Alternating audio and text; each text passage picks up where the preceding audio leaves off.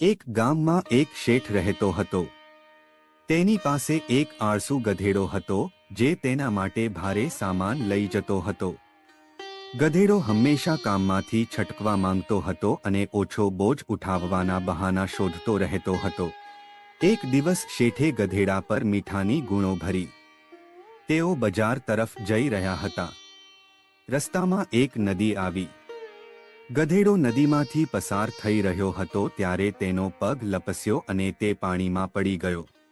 ગધેડો ઊભો થયો પણ તેણે જોયું કે મીઠું પાણીમાં ઓગળી ગયું હતું અને ગુણો હલકી થઈ ગઈ હતી. ગધેડો ખુશ થયો કે હવે તેને ઓછો બોજ ઉઠાવવો પડશે. શેઠે જોયું કે મીઠું ઓગળી ગયું છે તો તે ગુસ્સે થયો. પણ તેણે વિચાર્યું કે કદાચ આ એક ભૂલ હતી. બીજા દિવસે શેઠે ફરીથી ગધેડા પર મીઠાની ગુણો ભરી.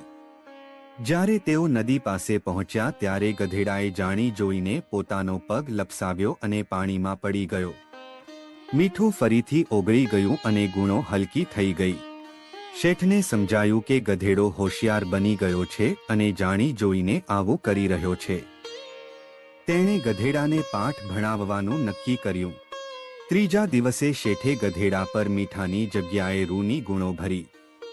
જ્યારે તેઓ નદી પાસે પહોંચ્યા ત્યારે ગધેડાએ ફરીથી જાણી જોઈને પોતાનો પગ લપસાવ્યો અને પાણીમાં પડી ગયો. પણ આ વખતે રૂ પાણીમાં પલળી ગયું અને ગુણો ખૂબ જ ભારે થઈ ગઈ. ગધેડો તેને ઉઠાવી શક્યો નહીં. ગધેડાને પોતાની ભૂલ સમજાઈ ગઈ. તેને સમજાયું કે તેની આળસ તેને મુશ્કેલીમાં મૂકી રહી છે. શેઠે ગધેડાને કહ્યું, જોયું, આળસ અને હેતરપિંડી ક્યારેય લાંબા સમય સુધી ટકતી નથી. તું કામમાંથી છટકવા માંગતો હતો પણ હવે તારે વધારે બોજ ઉઠાવવો પડશે. ગધેડાએ શેઠની વાત માની લીધી. તે દિવસ પછી ગધેડો આળસ છોડીને ઈમાનદારીથી કામ કરવા લાગ્યો. શેઠ પણ તેની કાળજી રાખવા લાગ્યો અને તેને પૂરતું ખાવાનું આપવા લાગ્યો.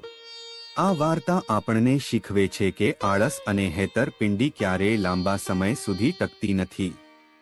મહેનત અને પ્રામાણિકતા હંમેશા શ્રેષ્ઠ માર્ગ હોય છે.